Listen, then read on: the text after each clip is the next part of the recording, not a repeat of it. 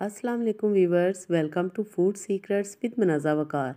आज मैं बहुत ही मज़ेदार एक जादुई चटनी की रेसिपी आपके लिए लेकर आई हूँ, जिसके इस्तेमाल से यकीनन आपका मोटापा भी ख़त्म होगा और हाई ब्लड प्रेशर भी कंट्रोल होगा।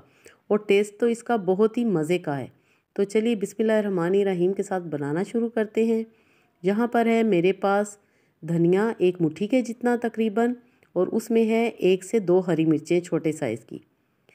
धनिए को आपने अच्छी तरह वॉश कर लेना है। साथ में मेरे पास अनारदाना 1 टीस्पून, 4 से 5 अदद लहसुन के जवे और 1 अदद टमाटर, इनको मैंने वॉश करके अच्छी तरह रख लिया है।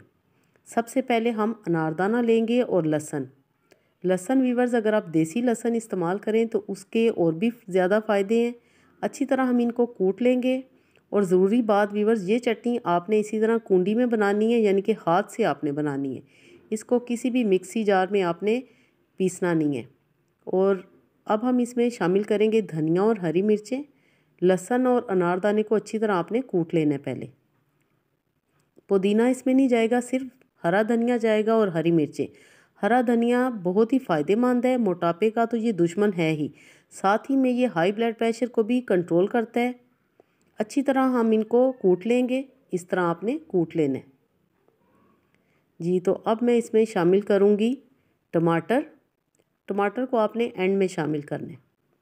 इसी तरह आपने लाल रंग का टमाटर लेना है और इसका कलर कॉम्बिनेशन इतना अच्छा है, इतना मज़े का लगता है। ये चटनी व्यूअर्स मेरे घर में तकरीबन रोज़ाना बनती है, क्योंकि ये बेनिफिशियल होने के साथ साथ बहुत ही टेस्टी भी है।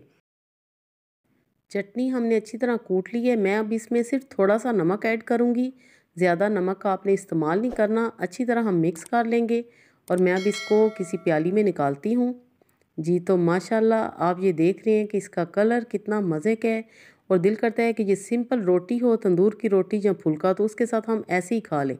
बहुत ही मज़े की ये चटनी है, बनाएं और इससे फ़ायदा हासिल करें। अल्लाह पाक हम सब का दस्तरखान हमेशा वसी रखे।